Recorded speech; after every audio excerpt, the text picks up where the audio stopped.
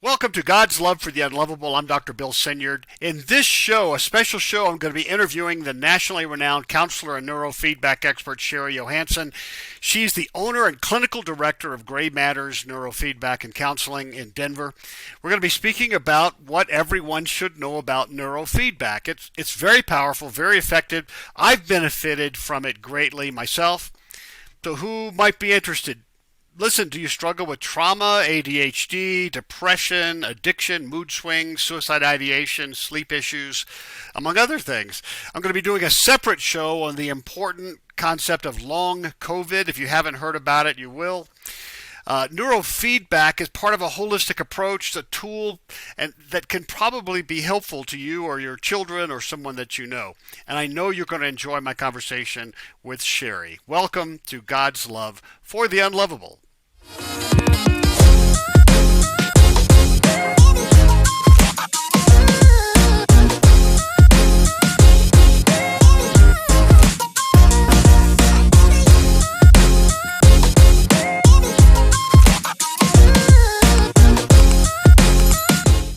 Hey, welcome to Gospel Rant and God's Love for the Unlovable. I'm Dr. Bill Senyard, and I'm here with a dear friend, Shari Johansson.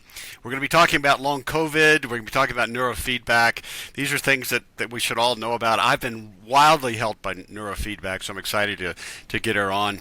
Let me introduce her, and then we'll get started. She is the owner, clinical director of Grey Matters Neurofeedback and Counseling in Denver. That provides a holistic approach to mental, spiritual, overall well-being through counseling, neuromodulation, neurofeedback. Don't worry, we'll talk about some of those.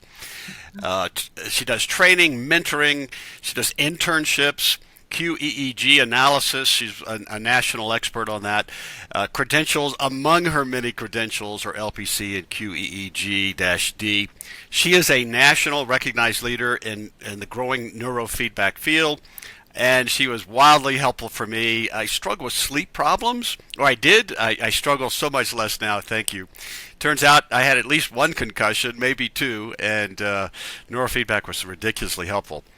So during the pandemic, Shari began working with clients with cognitive autonomic nervous system dysregulation due to COVID-19, long-term systemic effects, and that became known shortly as long COVID. Maybe you've heard about it. If not, you should. After 15 months of work with those clients in December 2021, she contracted the Delta variant. She'll tell us more about that, of COVID, with COVID pneumonia. She ended up hospitalized when her oxygen levels fell into the 70% range. Long story short, she had difficulty breathing, vascular issues, fatigue, neuropathy, COVID onset diabetes, general brain fog. And good news is she's on the mend, and hopefully she's going to help people who are struggling with this now. And you may be struggling and not even know about it. Now, according to the CDC, which from talking to Shari, these numbers are wildly conservative, but just a tease, 1 out of 5 people who had COVID-19 have long COVID. 1 out of 13 of the entire population, which means, according to conservative CDC numbers, Shari, that's 26 million people have long freaking COVID. And it's actually, according to the CDC, it's younger folks, the 40 to 50s, the 40s to 60s who have it worse. Women twice more than men. Hispanic community is the worst hit for some reason. So yeah, it's gonna be an interesting conversation, and I'm sure it's going to generate a lot of questions for you and for us. By the way, I also want to give a shout out to her husband David. Shari and Dave are longtime dear friends of my wife and I. They're devoted Christians and just flatly just good people. So Shari, welcome to the program. Thanks, Bill. We might get 2 shows out of this. I hope we do. Well, there's certainly enough material. We could talk about a lot of things. So before we get into your story and long COVID, can you tell us some more about neurofeedback? Just lay version of it. Stories that you can talk about. You can use my story of people that have been helped, kind of the process. What is it? I mean, it sounds kind of, scientific. Well, it kind of is. I can talk about how I got into neurofeedback. Okay.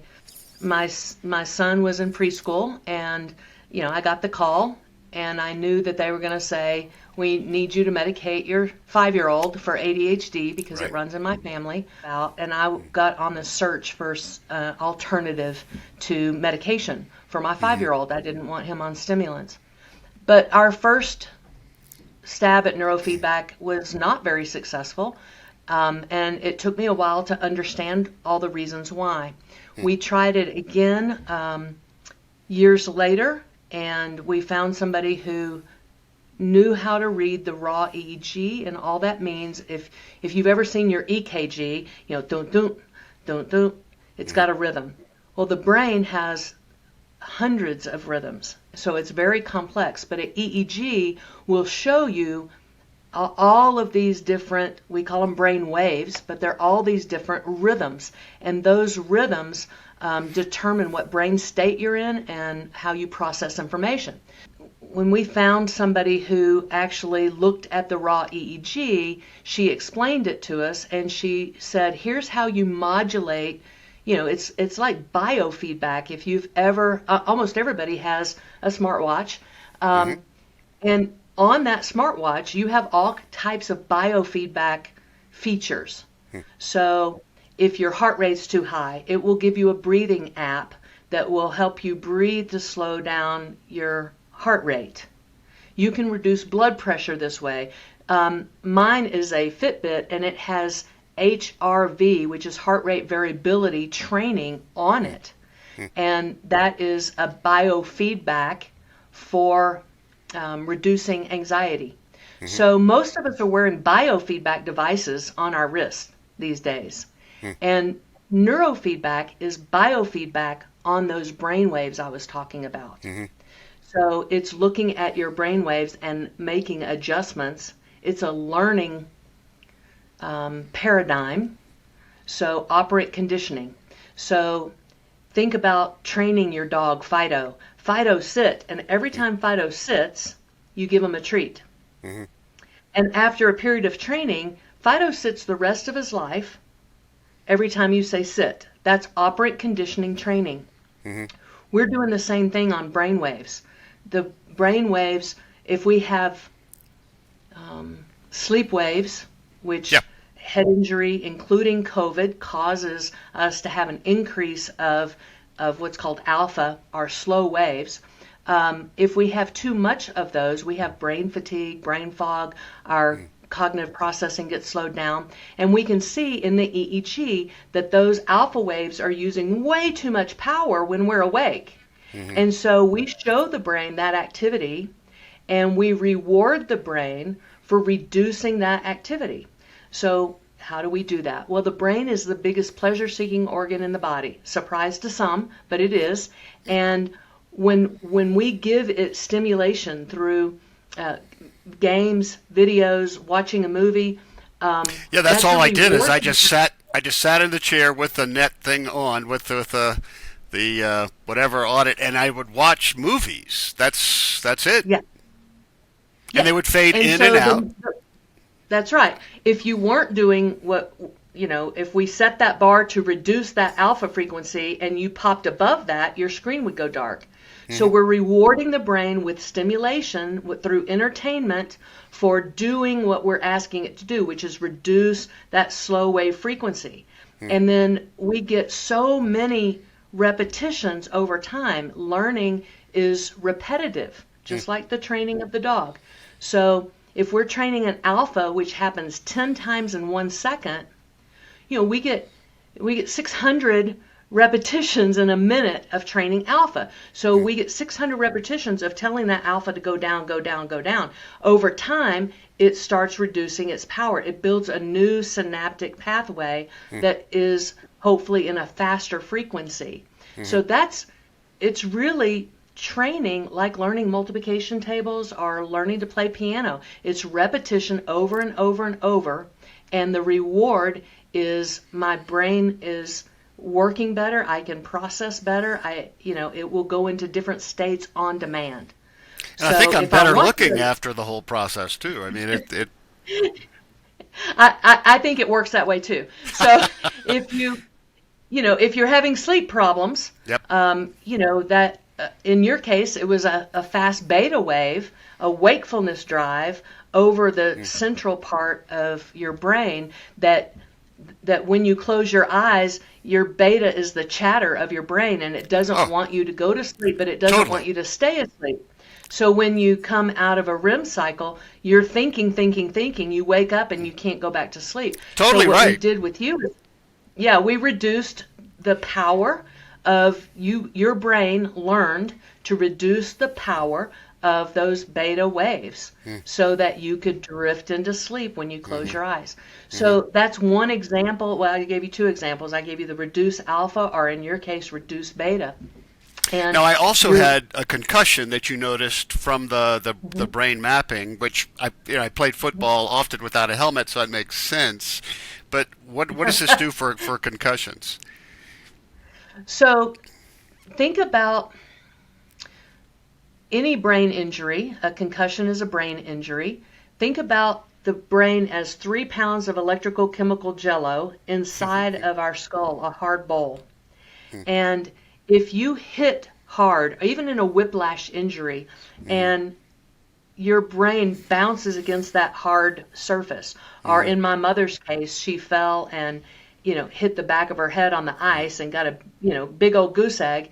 But you can also see that the brain is very self-protective, and so if it is threatened with a bleed, a bruise on the brain, if you hit your hand, you're going to get a bruise. Well, the brain's sensitive too, and it wants to self-protect. So it's going to turn off its electrical firing or slow it down to prevent a bleed.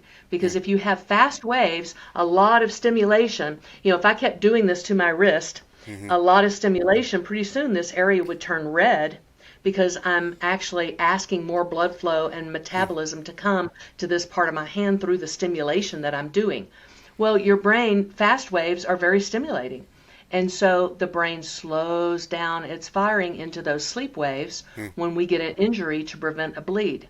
So what happens is when we have a brain injury, if it was severe enough and the brain turned off, put that into a sleep frequency, then the brain stays in that sleep frequency even when you're needing to process information in the area of the injury.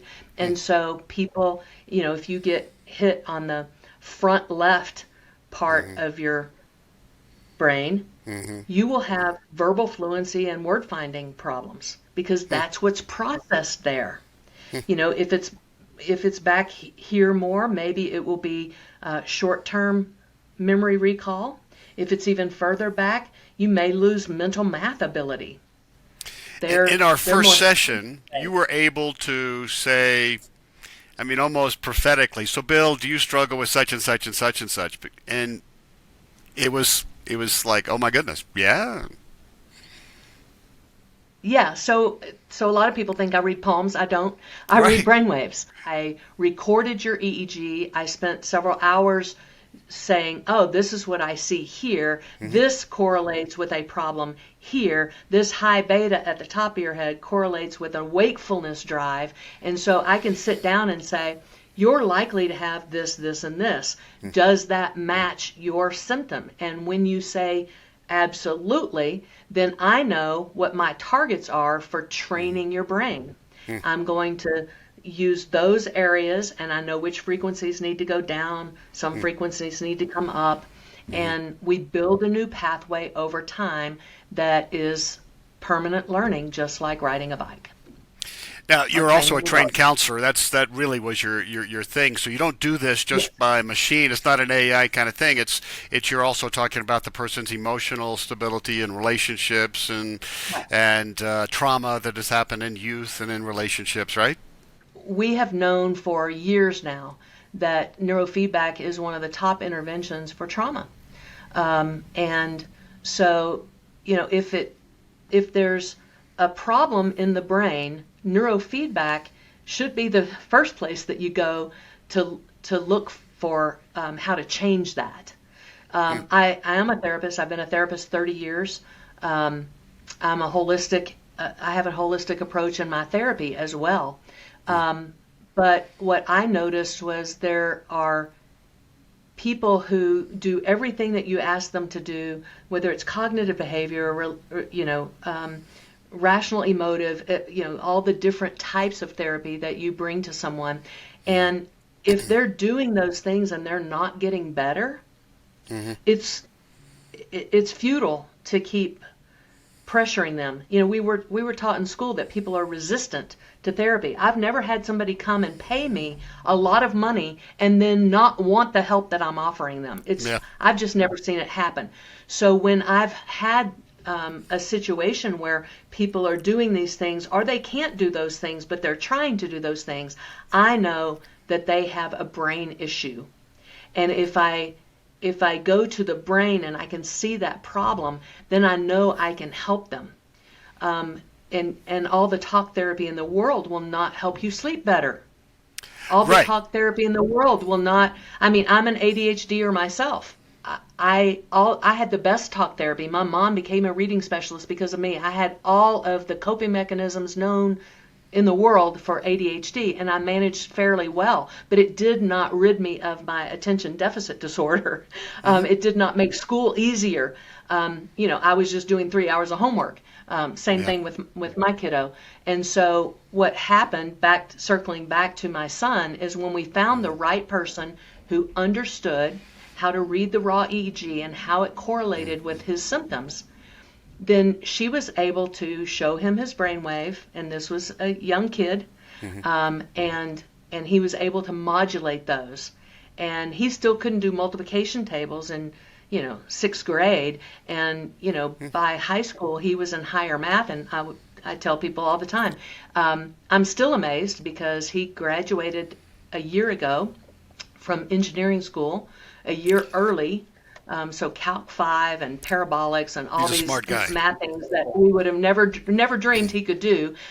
He graduated early and got his dream job designing cars for Honda. So this is something, even 10 years ago, I wouldn't have imagined was possible for him.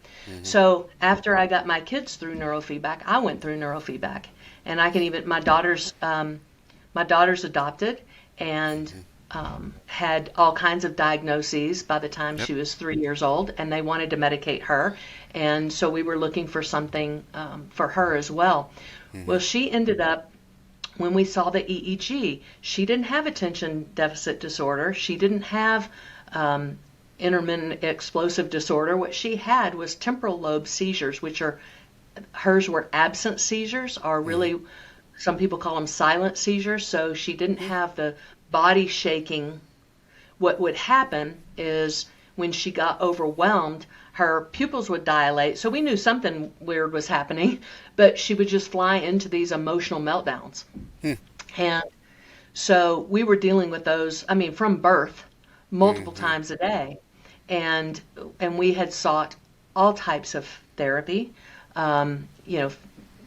OT, vision therapy, behavioral therapy, psychotherapy, all of the above. We had been to the reactive attachment specialist here in Denver. We had done all of those things. We take her to neurofeedback, and she says, "Oh, your daughter's having silent seizures or absent seizures, and because of the area that it's in, it's associated with the amygdala." And so she goes into fight, flight, freeze very easily, triggered very easily. And it was like a light bulb went on, and I was like, this is the answer to all of the problems. And it was, because within 3 months, me and my husband are looking at each other going, has it been 3 weeks? Not 3 hours, 3 weeks since a meltdown. And so those two things together happened in one summer and dramatically changed our life. We got our family life back. We had peace in our home. We weren't doing 3 hours of homework anymore when school started. So it was so magical to me that I was like, whatever this lady did, not the first lady, but this lady, whatever this person is doing, her name is Dr. Penny Montgomery, whatever she did, I want to bring to my clients, because I already recognized that I had clients that I had learned everything I could. I had applied all different types of therapy interventions, and these people were not being helped significantly. Yeah, and it's And so frustrating those to were clients. and those were my first neurofeedback clients, were the Wow. ones who didn't respond well to traditional therapies. And so that's how I got in, and that's why I love doing what I do. I think my calling has always been to just help people live their best life, and there are Yep. so many variables that prevent us from doing that. And neurofeedback is just one of those tools that I think is going to be used more and more and more to help people remove those barriers and to be at their peak performance. Yeah, So you it's said a that lot of fun to do. you said that counselors know that so much when dealing with trauma, neurofeedback works. But I have to tell you, I've been to a number of counselors, and they don't know that. Well, then they're not listening to Bessel van der Kolk, who's the number one trauma therapist worldwide. Okay. And, he said, I want to say it was probably 6 or 7 years ago, he got in trouble for this, but he basically said, if you are a trauma therapist, then you need to be doing neurofeedback because it is state of the art. It is the most effective for treating trauma.